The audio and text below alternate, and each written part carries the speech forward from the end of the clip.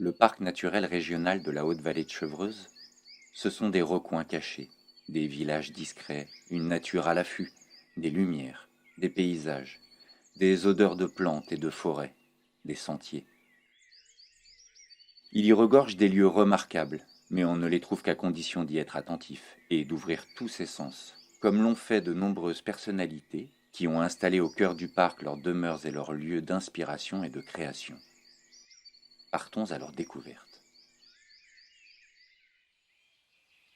Sur la frange de Saint-Arnoux, près de la Remarde, là où la rue marque un virage, une grille s'ouvre sur la cour d'un moulin à eau, le moulin de Villeneuve. Nous entrons dans une maison qui vibre encore des mots d'Elsa Triolet et Louis Aragon, qui vibre encore de leur amour et de leur goût pour ce qui est beau. C'est comme s'ils nous prenaient par la main pour devenir des témoins de leur vie. Elsa Triolet écrivait que le créateur est lié à son lecteur. Il lui parle amoureusement, le met dans la confiance, s'explique avec lui raconte son histoire, comment cela s'est passé, à quoi cela ressemblait. C'est cette impression que donne une visite de la maison Triolet-Aragon. Elsa et Louis nous livrent la beauté de chacune des pièces, la douceur des objets, la sérénité du jardin, et nous donnent envie de lire et relire ces textes qui ont marqué par leur beauté et leur harmonie la littérature du XXe siècle.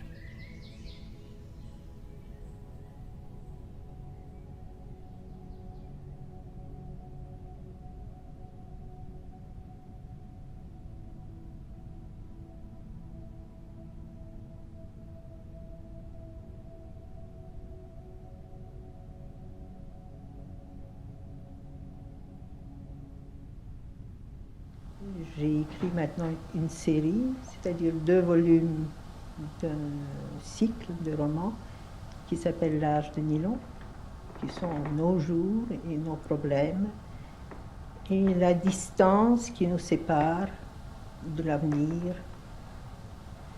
c'est-à-dire la difficulté de rattraper la marche du temps.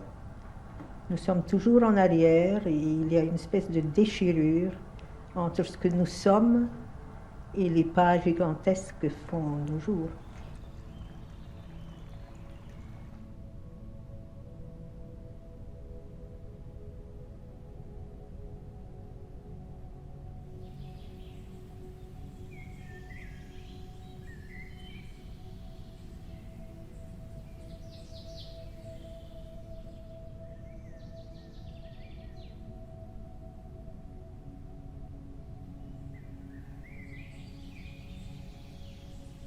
Derrière la nouvelle place du village, la chapelle de Clairefontaine présente sa façade restaurée et sa modernité.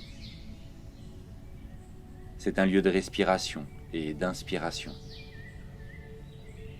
La chapelle de Clairefontaine a ce caractère fort de lieu historique, abandonné, et qu'une restauration a fait renaître pour une nouvelle vie et dont l'histoire vibre encore avec finesse dans des détails.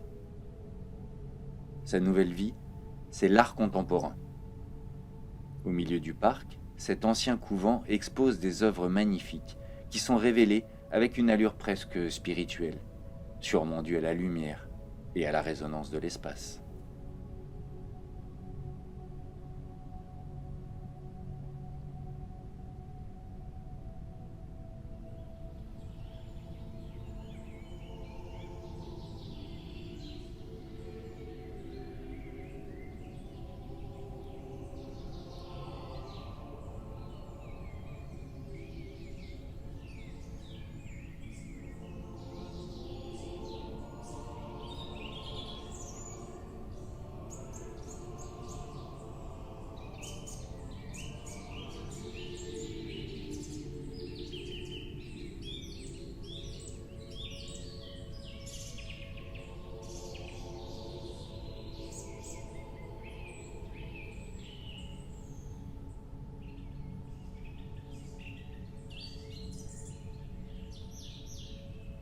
À la lisière de la forêt de Rambouillet, à Gambais, on ne trouve pas un lieu, mais le lieu.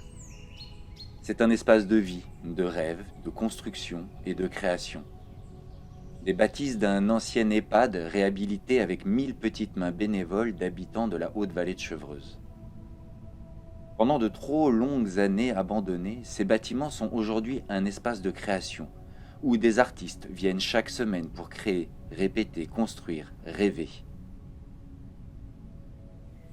Alors, le lieu, c'est comme un bon terreau. Viennent y pousser des créations, des fêtes, des résidences artistiques, des rencontres, et des moments partagés avec des proches, les compagnons de route, les voisins, les curieux, les amis. Au lieu, c'est la proximité géographique et humaine, portée par l'impulsion de ce qui rassemble, qui permet d'expérimenter le faire ensemble. Et tous les bons produits issus de ce terreau irriguent vers les villages alentours une culture locale et solidaire.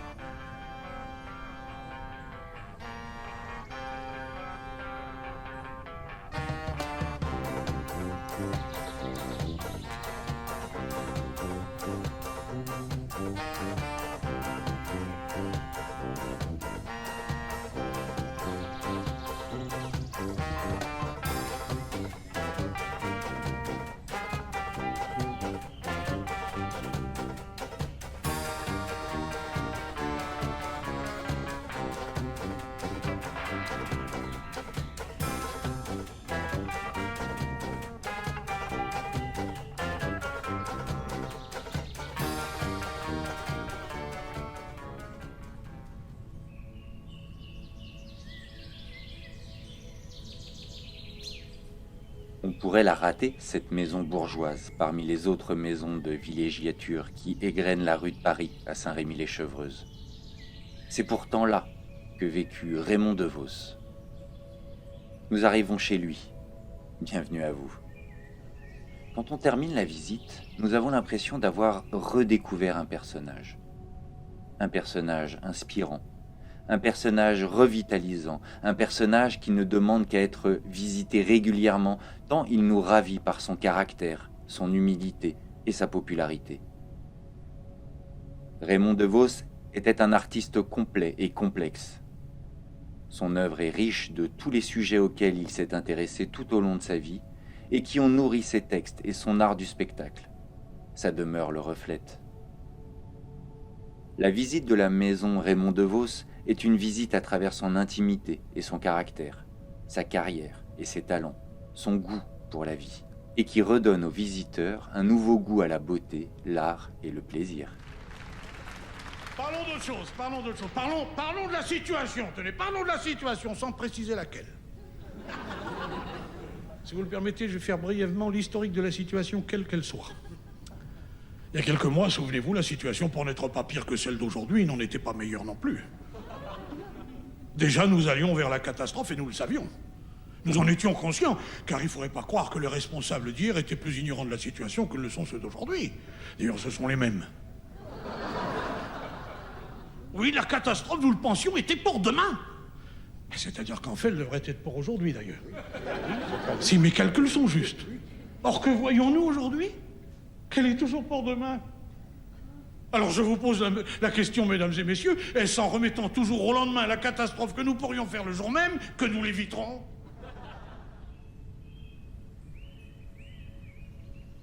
Dans les rues calmes de Bazoches, une maison rurale au toit de chaume. Un toit sous lequel, au mois d'avril 1950, s'est construite l'Europe. La maison Jean Monnet est devenue l'endroit idéal pour sortir, prendre l'air, marcher et s'informer sur l'histoire de la construction européenne. La maison Jean Monnet est à l'image de l'homme, simple et chaleureuse. Elle y abritait les pensées et les idées, proposait un cadre paisible pour des promenades permettant des réflexions. Au fil de la visite, on découvre le personnage et on comprend, de par l'histoire qui nous guide, l'importance d'avoir des visions politiques à long terme. En parallèle de ce qui fut à l'origine de l'Europe, est remis au goût du jour, et en résonance avec notre actualité, la valeur de ce que veut dire aujourd'hui le mot « construire ».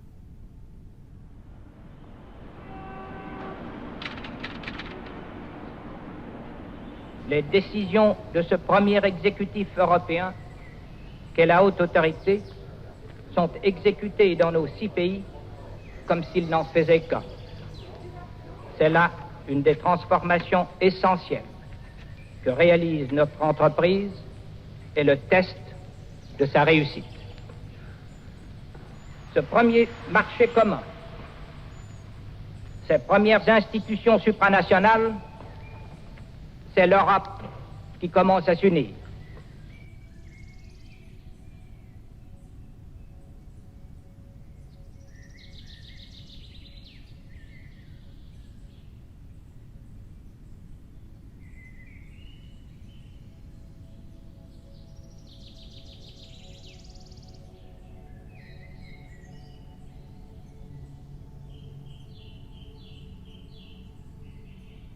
Si on continue de suivre l'Yvette en direction de Chevreuse et ses petits ponts, on trouve la Fondation Coubertin. Tout d'abord, la beauté du site qui saisit et qui donne aux visiteurs l'envie de lâcher prise pour profiter pleinement de la découverte en pleine verdure de magnifiques sculptures. Le musée de la Fondation Coubertin conserve dessins et sculptures du XIXe siècle jusqu'aux œuvres les plus contemporaines, avec pour noyau l'œuvre de Joseph Bernard.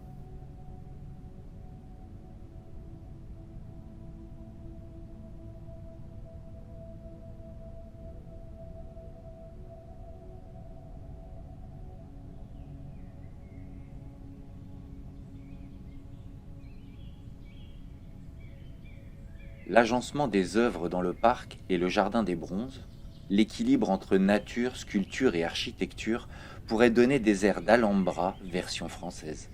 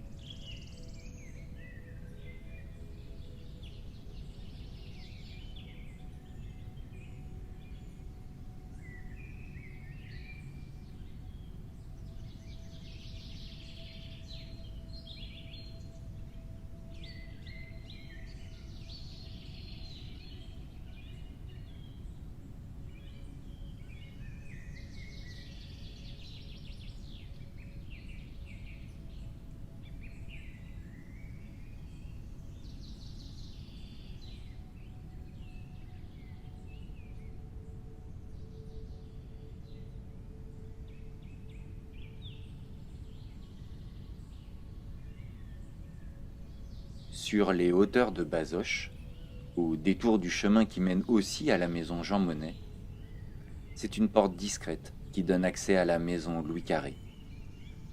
Une visite hors du temps. Nous entrons pourtant dans une maison de science-fiction ou dans un rêve moderniste qui est devenu réalité grâce à l'architecte Alva Aalto. Une œuvre en elle-même, la maison Louis Carré séduit par la découverte du processus de travail architectural. On y découvre tous les détails pensés pour cette maison, mais on découvre aussi une certaine époque et une culture, celle de l'art de vivre, où chaque détail a été pensé, écrit, intellectualisé, pour que l'art demeure.